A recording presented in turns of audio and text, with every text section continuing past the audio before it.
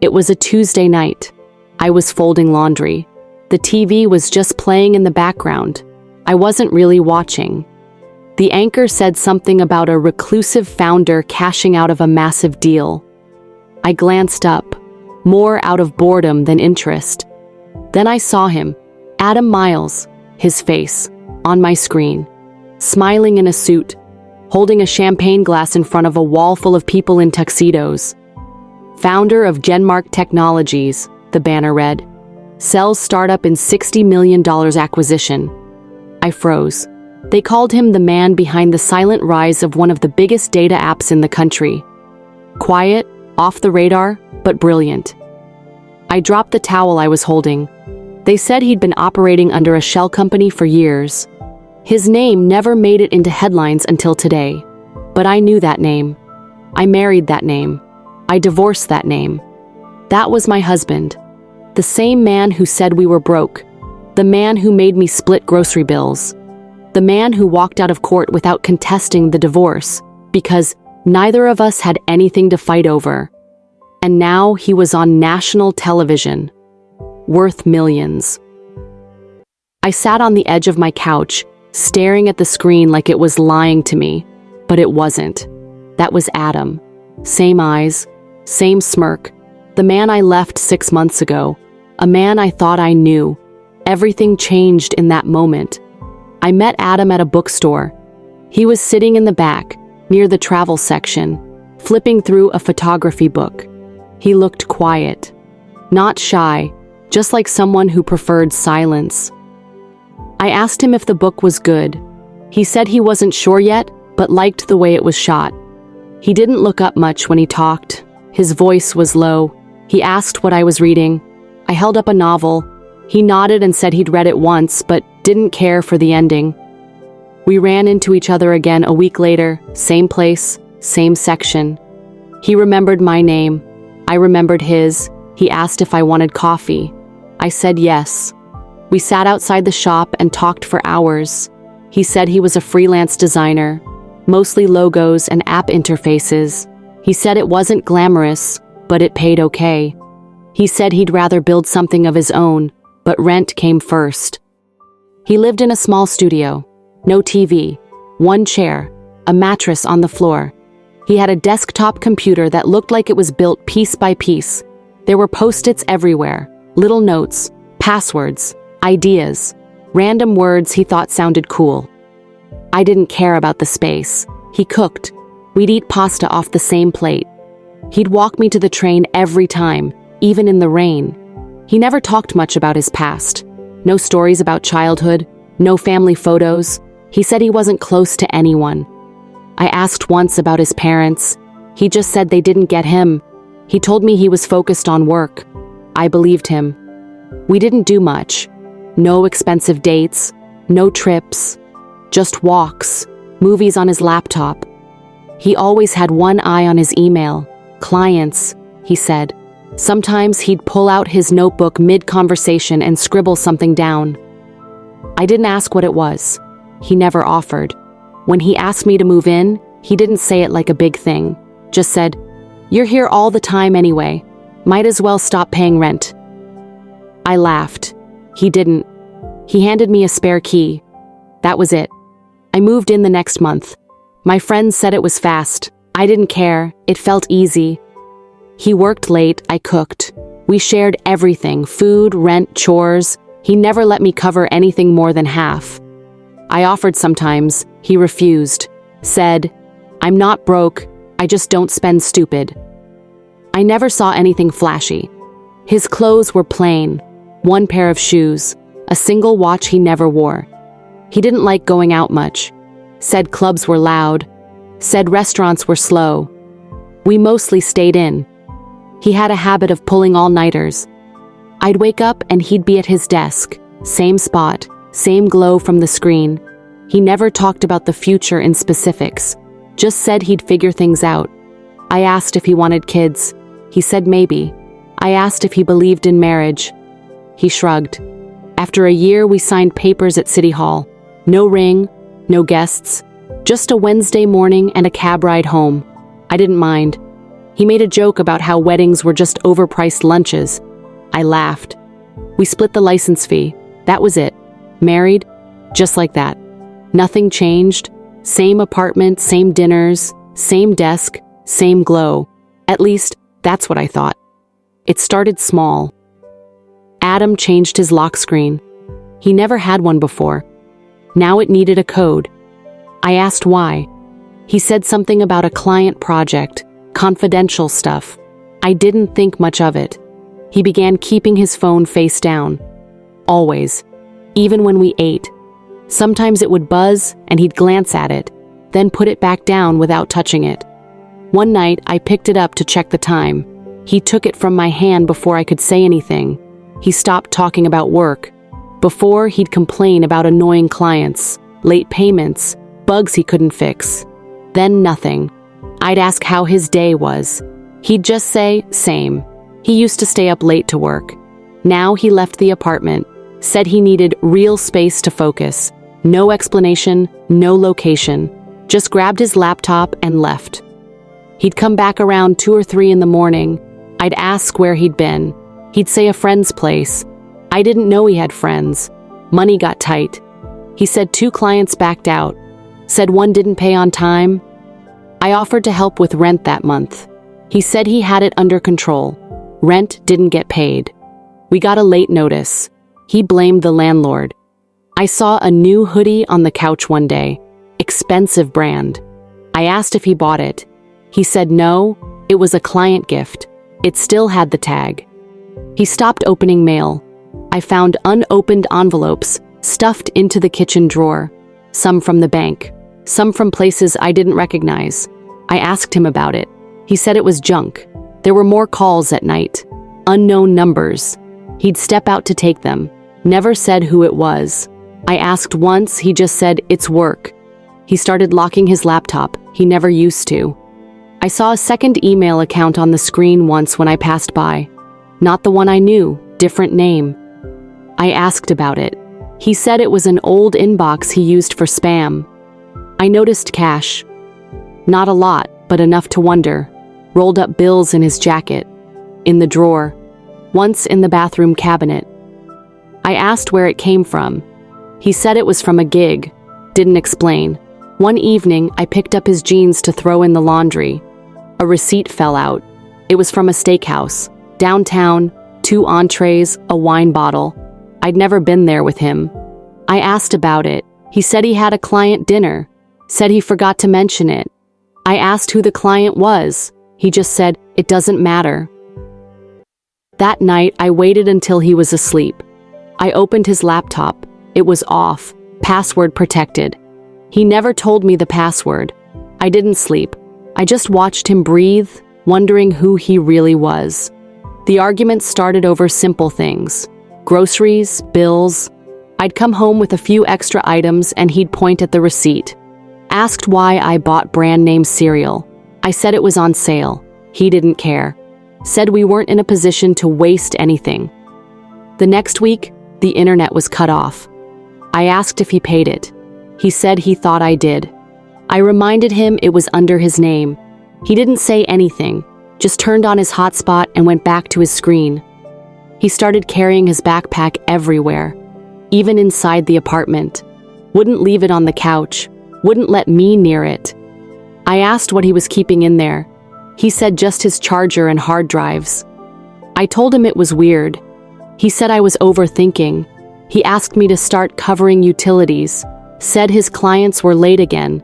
I said, okay. A few days later, he ordered food, 2 bags, expensive place. I asked where that money came from. He said it was covered by someone else. I asked who. He ignored the question. We fought in the kitchen over $200. I needed it for a dental appointment. He said we didn't have it. I pointed at his new headphones. He said they were borrowed. I asked from who. He just stared at me. I found a transaction on our shared bank account. $600 withdrawal. I asked what it was for. He said something vague about software. I asked for proof. He got angry. Said I didn't trust him.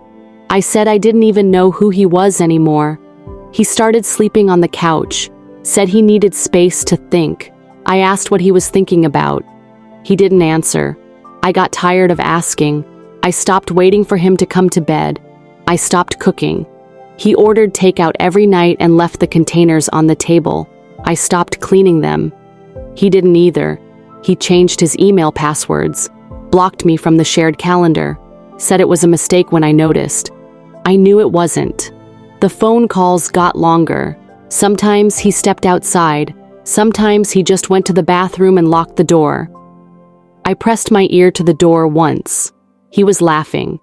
He missed our anniversary. No text, no dinner, no mention. When I brought it up, he said he had deadlines, said we could celebrate later. I said forget it. The silence between us wasn't even tense. It was just normal by then. One morning, I asked if he even wanted to stay married. He shrugged, said he didn't know. I told him that wasn't an answer. He said, then maybe you should leave. So I did. I came home and the hallway was dark. I thought the building had a problem. The elevator wasn't working. I took the stairs, 4 floors up with 2 bags of groceries. When I opened the door, it was pitch black inside. I tried the switch. Nothing. I walked to the kitchen. The fridge light was out. I looked at the microwave. No time showing. I checked my phone. Battery low. I turned on the flashlight. The place looked like a shadow. I went to the breaker box, flipped everything off and on again. Nothing changed. I opened the mailbox on my way back downstairs. There was a red envelope. I opened it without looking at the name. Final notice. Electricity disconnected due to non-payment. I read the date. It had been overdue for 3 months. I went back upstairs. I waited. Adam came back 2 hours later. I didn't say anything. I handed him the letter. He read it without reacting, said he'd handle it. I asked how. He didn't respond. I walked into the bedroom, picked up my pillow. Something was sticking out from under the bed. A folded paper. I pulled it out. Eviction notice. It was dated last week. I walked to the living room, put it on the table. He looked at it, said it was a mistake. I told him not to lie. He said he meant to tell me that it was under control. I asked if we were being kicked out. He said we had 2 weeks. I asked why he didn't say anything. He said he thought he could fix it before I found out. I told him I couldn't do this anymore. He just looked away, said, then don't. I packed that night, took only what I could carry, left the keys on the table, walked out before sunrise. He didn't try to stop me. I moved into my cousin Tasha's spare room. 1 suitcase, a duffel bag, and a backpack. That was all I took.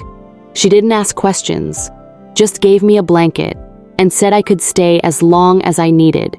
That first week, I didn't call Adam. He didn't call me either. No texts, no emails, nothing. I went to the courthouse alone, picked up the divorce papers, sat in the car after, just stared at the envelope for 15 minutes before driving back. I didn't sign up to live in the dark, literally and emotionally. I didn't marry a stranger, but somehow I ended up with one. The lies weren't even big at first. They just added up, one after another. Small things he could have explained, but he didn't. I thought maybe he was just struggling. Maybe I was being impatient. But struggling people don't hide money. They don't keep second phones. They don't lock up their lives and call it privacy. I made a list, a plain piece of paper. I wrote down everything I paid for in the last year. My name was on all the bills. My credit took the hit. My savings were gone. And he never once said thank you. I remembered the steakhouse receipt. I looked it up. 2 people, 160. I looked at the date. I was out of town for a work trip that day. He didn't mention it. He lied so smoothly it stopped sounding like lying. Tasha handed me a pen one night, said if I didn't sign it, I'd keep circling the same drain. So I signed it. I mailed the papers the next morning. Certified. I kept the receipt. I didn't hear from Adam until a week later. Just a 1-line text. Are you sure? I didn't reply. I got a job at a print shop 3 blocks from Tasha's place. It wasn't what I studied for, but it paid weekly. and the manager didn't ask too many questions. I printed business cards, flyers, menus for restaurants, cleaned the machines at night. Some shifts ended at 10 p.m. I walked home with my keys between my fingers, just in case. 3 weeks in, I found a studio apartment above a laundromat. 1 room, no stove, just a hot plate. But it was mine. The landlord said cash only. I paid first and last month, then moved in with 2 boxes and a mattress off Facebook Marketplace. The window didn't open all the way, but I put a fan in it. Bought a folding table and a secondhand chair. That was my desk. I kept my phone on silent, blocked Adam's number, deleted our photos, left the marriage license in a drawer, didn't burn it, just forgot about it. On Sundays, I went to the park and watched people walk their dogs. On Wednesdays, I did my laundry and sat on the plastic chairs with a book. Once I saw someone in a gray hoodie who looked like him. Same walk, same frame. I turned the corner before he looked up. The print shop gave me more hours. I took them, started stacking a little money, enough for a better mattress, some new clothes. I didn't tell anyone about Adam, not even at work. If they asked, I said I used to be married. That was it. Some nights I lay on the floor and stared at the ceiling, thought about how fast everything fell apart, thought about how much I missed things that never really existed. But I never once thought about going back. Not after I left that door. I just kept going, one shift at a time. I was standing in line at the corner store. The small TV above the fridge section was playing the local news. No sound, just captions. I wasn't paying much attention until I saw a name pop up, Adam Miles. The anchor was smiling, nodding slowly, like she was impressed. The headline under her read, "Reclusive tech founder sells company for $60 million." I blinked, stepped closer. The screen changed to a photo. It was him. Same face, same expression he had when he was pretending to read the newspaper at home. The caption said he sold a startup called Greybox, a cloud security platform based out of Chicago. I read the entire thing through the captions. He founded it 4 years ago, stayed anonymous, used a shell company to shield his identity. The buyer was a Fortune 500 firm, all cash. The story said he declined to comment. I left the milk in the fridge and walked out. I pulled out my phone, searched Greybox, found articles from tech blogs, found an old Reddit post from 2 years ago, someone asking if Greybox was legit because the founder had no public face. One reply said that's how smart money moves. I went back to the divorce papers in my drawer, looked at the date, filed 6 months ago, finalized 2 months later. He signed them. No fight, no delays. And all this time, he was sitting on something worth tens of millions. No wonder the rent wasn't paid. No wonder the lights were off. He didn't need help. He was hiding. I checked his social media, all gone, deleted. The only thing left was an old LinkedIn profile. Inactive. No mention of Greybox. I didn't know what to think, just sat at the edge of my mattress and read the headline over and over. The man I left over unpaid bills was a millionaire the whole time. I stayed up that night searching. I opened tabs until my browser started slowing down. I typed in every variation of his name I could think of. Adam Miles, A. Miles, Greybox founder, Chicago tech company anonymous CEO. One forum mentioned that Greybox wasn't just security software. It powered the backend for an app called Room Code. I'd used that app before to share files at work. It looked basic, but it worked fast. No ads, no lag, just clean design. I looked deeper. Found out Room Code wasn't owned by a big company. It licensed its technology from Greybox. I dug up an old Medium article written by someone claiming they met the Greybox founder at a developer conference in Detroit. No photo. Just a short paragraph saying the guy was quiet, sharp, looked like he was keeping a secret. I read through Greybox's history. The company didn't even have a listed office. It ran through 2 registered agents, both based in Delaware. Its only employee was listed as A. Miles, chief architect. I pulled up the court filings from our divorce. No mention of stocks, no disclosure of business interests. I looked through the asset section again. Empty. I opened the Illinois Business Registry. No gray box listed, but there was an entity called GM Holdings, registered to a P.O. box in Wicker Park. I cross-checked the registration date. It was 1 week before we moved into our apartment. I went to the Federal Patent Office's site, typed in Adam's full name. A patent came up, filed under Adaptive Encryption Layers for Shared File Networks. Co-inventor, Adam Miles. The application had been approved a year before I left. I copied the number, pasted it into Google, and there it was. Same tech Greybox was built on. He didn't just work on the company. He built the foundation. He was licensing it to other platforms, while I was picking up weekend shifts just to cover the electric bill. I opened my phone, checked the room code app again. It was trending. Over 2 million downloads. TechCrunch called it one of the most secure file transfer apps in the market. I stared at the icon.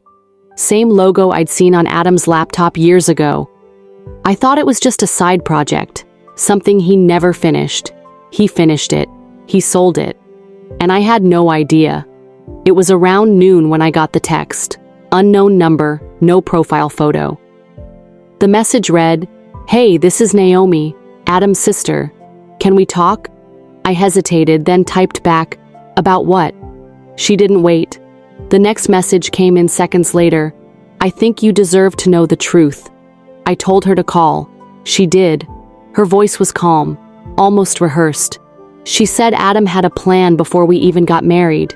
He'd already built the early version of Greybox, but he kept it quiet, filed everything under holding companies, used a separate account, hid it from everyone except her and his lawyer. I asked why. She didn't even pause. "He thought you were with him for money," she said. "He told me if you stayed through the rough years, he'd tell you everything, but if you left, it would confirm what he always thought." I sat there holding the phone, not saying anything. She kept going, said he made a list. Rent delays, unpaid bills, cheap groceries, the power being shut off. All of it was part of the test. I asked why he never just talked to me. Naomi said he didn't trust easy. His last relationship ended with someone stealing from him. When he met me, he liked me, but he wanted to be sure. So instead of being honest, he decided to build a scenario and watch how I reacted. She said he watched everything. He even knew I worked overtime to cover our bills. He saw me cry in the hallway that night the lights went off. He heard the divorce speech. He just didn't stop me. I asked if he loved me. She said yes. He just didn't believe I could love him back unless he stripped everything away. I asked where he was now. She said he moved to Austin. Private house. No press. No interviews. I asked why she was telling me. She said, "Because you passed the test, and he still talks about you." Then she hung up. I flew to Austin without telling anyone. Just packed a bag, booked the ticket, and went. I had Naomi's message still saved. She hadn't replied again, but I didn't need her to. I took a cab from the airport, gave the driver the address she'd mentioned. It was in Westlake Hills. Quiet, no signs, no traffic.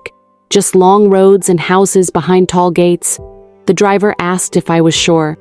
I nodded. When we got there, I stood outside the gate for 10 minutes, pressed the buzzer once. No answer. I pressed it again. A minute later, the gate opened. I walked up the driveway. The house was modern, all glass and steel. No one came out to meet me. I knocked once. No answer. I knocked again. He opened the door. He just looked at me, didn't say anything. He hadn't shaved. He looked tired. Same eyes, same posture. He didn't invite me in, just stepped aside. I walked in. The place was nearly empty. No decorations, no clutter. Just a laptop, a couch, and a glass of water on the table. I turned to face him. "Why didn't you tell me?" I said. He stayed quiet. "You let me believe we were broke. You let me leave." Still nothing. You watched me struggle. You knew what I was going through. He nodded once. I had to be sure. Sure of what? That you weren't there for the money. You thought letting the lights go off, letting me get evicted was a test? He didn't answer that. I asked if he ever thought about telling me after the divorce, after I left, after the sale. He said he did, but he figured I wouldn't want to hear it. I asked why he never stopped me, why he just let it all fall apart. He said, because I thought you were done. I stood there, didn't know what else to ask. He finally said, you passed. I said, and I still lost. Then I left. He didn't follow. He called me 2 days later. I didn't answer the first time. He sent a message. Just talk to me. I waited another day, then picked up the phone when he called again. He asked to meet, not at the house. Neutral ground. I picked a park in the city, somewhere open, no pressure. He was already there when I arrived. Same hoodie, hands in his pockets. He didn't waste time. I want to fix this, he said. I didn't say anything. I know I should have told you the truth. I know I hurt you, but I didn't lie. I just didn't show you everything. I told him that's the same thing. He nodded. Then he pulled out an envelope from his jacket, handed it to me. Inside were 2 things: a deed to a condo in my name, downtown, fully paid, and a check, a real one, with more zeros than I'd ever seen. The memo line said, "For the time I wasted." I looked at him. He said, "You don't have to take me back. You don't even have to talk to me again. I just want to give you what I should have given you from the start: freedom." I asked him why now. He said, "Because I still care, because I want to stop pretending I don't." I held the envelope in my hand, stared at the ground. He added, "If you say no, I'll walk away. I won't reach out again. It's your choice." I asked him what would happen if I said yes. He said, "Then we start again. Clean, no tests, no games, just us." He waited. I didn't answer right then. I just walked away, envelope still in my hand. He didn't call after that, didn't follow. He just let me go. Again. Some people spend years trying to figure out what love is worth. Some people throw money at it. Others throw silence. I spent 3 years married to a man I thought was broke. I left because I couldn't live like that. I worked doubles. I took buses in the rain. I counted every cent. And the whole time, he was sitting on $60 million. Not once did he slip. Not once did he break character. And it wasn't just to prove a point. He was watching, waiting, measuring me like an experiment. I was part of a test I never signed up for. But here's the thing. I wasn't pretending. I meant my vows. I meant the fights. I meant every night I spent waiting for him to change, or explain, or just talk to me like a partner. I didn't marry him because I thought he had anything. I married him because I thought we were building something together. Turns out, he already had everything. And instead of sharing it, he hid it, buried it behind fake tears and excuses. And when I walked out, he let me believe I was walking away from failure, not from a man who didn't trust me enough to be real. People say I should have stayed, that I missed out, that I could have had the life. But what life? One where I'd always wonder if he saw me as a partner or just a puzzle. I kept the condo. I didn't cash the check. It's still in a drawer. Every time I open it, I remember what it cost me. And every time I shut it, I remind myself that trust isn't something you gamble with. He thought love was a game. I thought it was a promise. One of us was wrong. Maybe both of us were. The envelope didn't have a return address, just my name, printed in all caps. The handwriting didn't look familiar, but the moment I held it, I knew. Inside was a folded letter and a small silver key, taped to the corner. The letter was short. Adam's name signed at the bottom. He wrote that he'd bought the condo 6 months before the divorce, said he always planned to give it to me, no matter how things ended. He wrote that he wasn't proud of how he handled things, that maybe he pushed too hard. Thought he was testing love, but ended up testing patience. Said I didn't fail? He did. He said the key was mine. No conditions, no expectations, not a bribe. Just something he should have done when we were still trying. I didn't tell anyone. I didn't ask anyone what they'd do. I just stood in my kitchen, holding a key to something I never asked for, trying to decide if I should turn it in the lock or throw it in the trash. It's been 6 days. The key is still on the counter. I walk past it every morning. Sometimes I stop. Sometimes I don't. He says it's a gift. But what does that even mean after everything? Maybe the real question isn't what the key opens, but whether I even want to know. What would you do? If you were in my shoes, would you take the key or walk away for good? Comment below. I want to hear what you would do. And if you think trust should never be tested like this, share this video. Let's talk about it. If you like this story, kindly like the video, share it, and subscribe to the channel for more stories. Thank you.